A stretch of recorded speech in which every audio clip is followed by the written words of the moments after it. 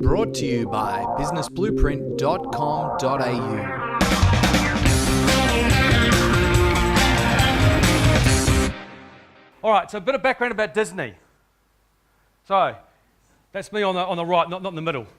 So I actually went with Tom O'Toole, who's on the left-hand side from the Beechworth Bakery. I've been working with the Beechworth Bakery, the first one in Beechworth, obviously, for about 11 years. They now have 5 other bakeries around country Victoria. And I think Randall mentioned yesterday, and Trish mentioned they're doing about $40 million turnover.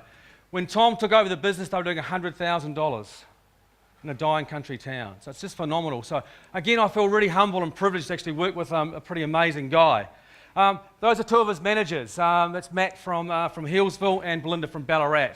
And part of their reward for doing a fantastic job was that we actually went to the Disney Institute. So we just didn't go along to the park. We had 2 days at the Disney Institute looking at their approach to people management. And for me, it was, wow, what a great reinforcement. Because what I knew, I was pretty sure that Disney would provide amazing training. Would you agree? Yep. So what I thought, well, how do they make sure that they keep people doing things the same way? How do they follow up with people?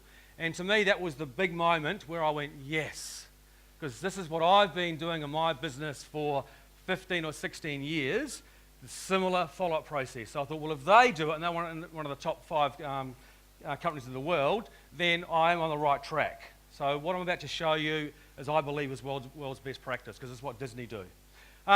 Great thing here is that you can dream, create, design, and build the most wonderful place in the world, but it requires people to make the dream a reality. So again, it's all about their people, and of course they call them cast members. So great, if you get a chance to go there, it's just quite amazing.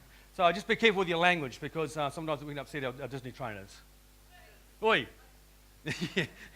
Little mention of FIFO, wasn't it? Okay, all right. So this is how I believe you need to coach your team. So the first thing that needs to happen is that your team needs to know the expectations, don't they?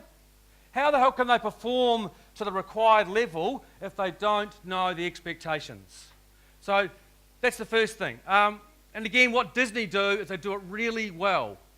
Very clear expectations. And the Beechworth Bakery guys now have got their baker's dozen, they call it, and they're like their 13 commandments of what you do. Trish, you got 10 commandments, so they've got 13 in Beechworth. So, yep. So again, it's about expectations. Then they're going to be trained, don't they? You have to train people to make sure that they can actually put in place. Now that could be face-to-face, it could be using the videos that Dale produces, etc. But they need to be trained. The next step, of course, is you need to be a role model.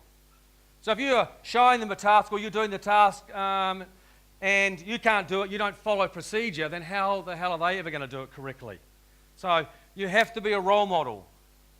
And that's the key thing, is that because people will look up to you. Now, what tends to happen in most businesses is those 3 things there are done really well in successful businesses. The next part's not done so well. Because what people expect is, well, you've been trained. Did an induction for 4 days or whatever, and you had 2 weeks of training. Now you've been here 2 years. Why aren't you performing? What the hell's the matter with you? And this is the reason why, because we don't do these things. We don't follow up. So it's actually evaluating them, watching them. If it's, and I do a lot of work in retail, as you would have heard, they need to watch team members serve customers. There's no other way of doing it. Or if someone's doing a task, you need to watch them perform the task. So, or obviously see the end result of the task that they've actually done. So it's the only way I know. Now, when I went to Disney, I was hoping they had some magic formula.